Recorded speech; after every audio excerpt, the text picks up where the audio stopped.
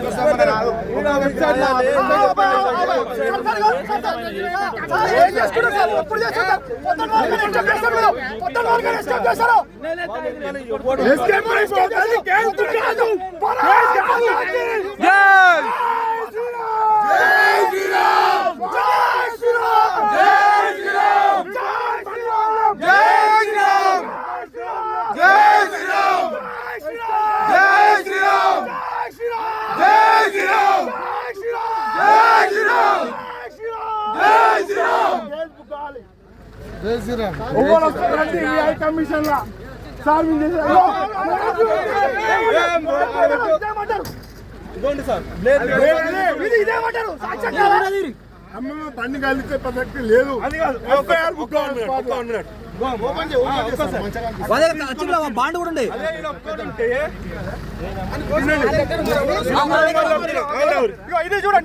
తీసుకొని వచ్చిందమ్మా.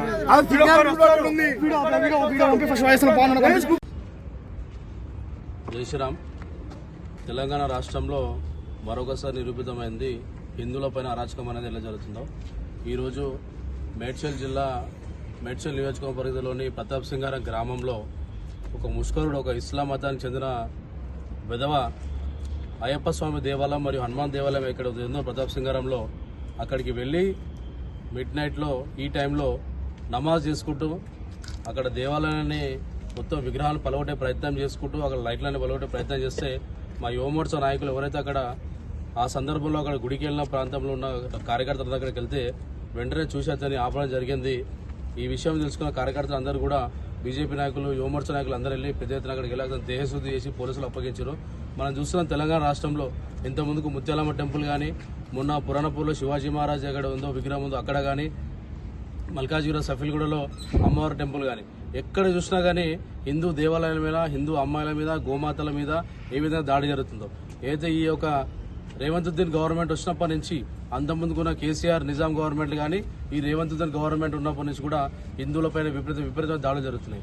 ఈ మేడిపల్లి పోలీస్ స్టేషన్ పరిధిలోనే చెంగిచెర్లో మనం చూసినాం ఏం జరిగిందో 2 సంవత్సరాల కింద. పెద్ద ఎత్తున పిట్టల బస్తీలో అక్కడ ఉన్న లేడీస్ని కూడా కొట్టడం జరిగింది. అప్పుడు ఇదే కార్యకర్తలు అందరూ కూడా వాళ్ళకి అండగా నిలబడదాం. ఇదే మేడిపల్లి పోలీస్ స్టేషన్ పరిధిలో అక్కడ ప్రతాప్ సింగారం డబుల్ బెడ్రూమ్లో దాదాపు 1000 సంఖ్యలో ముస్లింస్ అందరూ వచ్చి అక్కడ జమ అవుతున్నారు. వాళ్ళు ఎక్కడ లోకల్ పోలీసు వాళ్ళు ఏం చేస్తారు? పీర్జాద్గూడలో ఇంకో మినీ పాకిస్తాన్ అవుతుంది, నారపల్లి ఒక మినీ పాకిస్తాన్ అవుతుంది. బంగ్లాదేశ్ నుంచి రోహింగ్యాలు, ముస్లింలు, ఇతర దేశాల నుంచి అందరూ వచ్చేసి అక్కడ అరాచకం సృష్టిస్తే ఇందులో మీద దాడులు నడుస్తుంటే ఇంకా కూడా ఈ ప్రభుత్వం కానీ, ఈ పోలీసు వాళ్ళు కానీ చేతానితనం మనకు తెలియజేస్తున్నాం.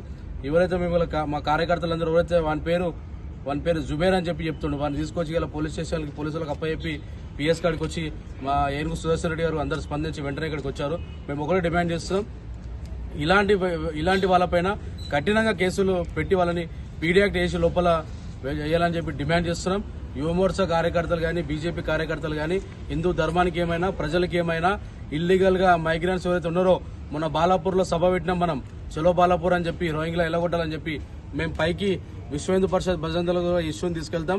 వెంటనే వీళ్ళ మీద చర్యలు తీసుకొని వీళ్ళని దేశం దాటియకపోతే కార్యకర్తలు అందరూ కూడా బయటకు వచ్చి వాళ్ళ పని వాళ్ళు చేస్తారని చెప్పి గవర్నమెంట్ కి ఇటు పోలీసులకు హెచ్చరిస్తున్నాం. జై శ్రీరామ్.